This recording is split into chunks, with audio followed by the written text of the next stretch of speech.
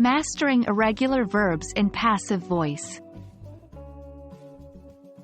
Hello language learners, welcome back to our series on grammar fundamentals. Today, we're tackling a challenging but important topic: irregular verbs in passive voice. This might sound tricky at first, but don't worry. With practice, understanding and using these forms will become second nature. So, let's dive right in. Before we jump into irregular verbs in the passive voice, let's refresh our understanding of what the passive voice is. In English, sentences are often in the active voice, where the subject performs an action. For example, John broke the window. But in the passive voice, the subject is the recipient of the action. The same sentence in passive voice is, "The window was broken by John."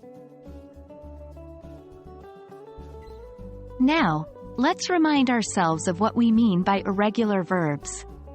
These are verbs that don't follow the regular conjugation rules in the past tense or past participle. Take our earlier example, break. Its past form is broke, not braked.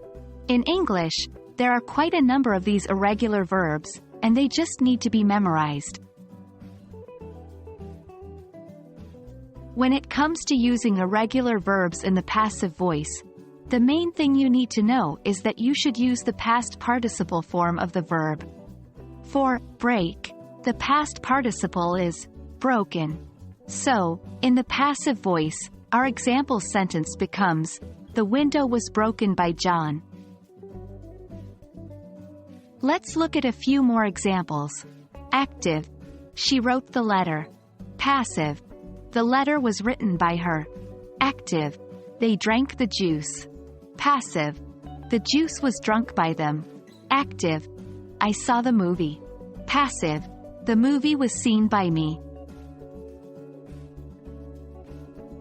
Now, it's your turn.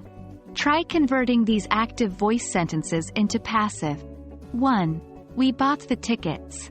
Buy, bought, bought. 2. She chose the red dress.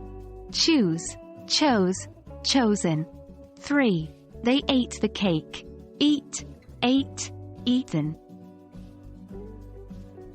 The answers are: 1. The tickets were bought by us. 2. The red dress was chosen by her. 3. The cake was eaten by them. And that wraps up our discussion on conjugating irregular verbs in the passive voice. It might take some time and practice to get used to, but remember, practice makes perfect. So keep working on it, and soon enough, it will become a natural part of your English language skills. Thanks for joining us today, and happy learning!